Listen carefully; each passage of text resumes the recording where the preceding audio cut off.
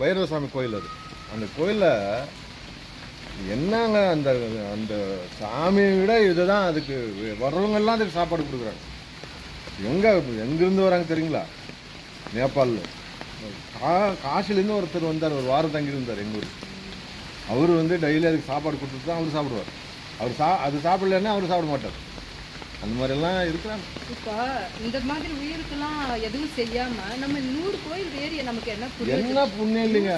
இல்ல ஒண்ணுங்க, நமக்கு கண்ணுக்கு படுற ஒரு நல்ல விஷயத்த செய்யாம போய் எத்தனை கோயிலுக்கு என்ன பிரயோஜனம்? தாய் தகப்பன எத்தனையோ பேர் பார்க்காத இருக்கிறாங்க. ஆமா, எத்தனையோ பேர் பாருங்க. 2 பொண்ணு கல்யாணம் பண்ணேன்.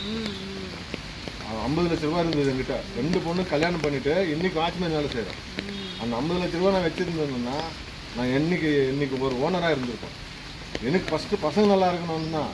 இப்போ கல்யாணம் பண்ணி கொடுத்துட்டு அவங்கள ஃபோன் பண்ணால் ஃபோன் எடுக்க மாட்டேன். நீங்க செஞ்சுட்டீங்கல்ல, அவ்வளவுதான்.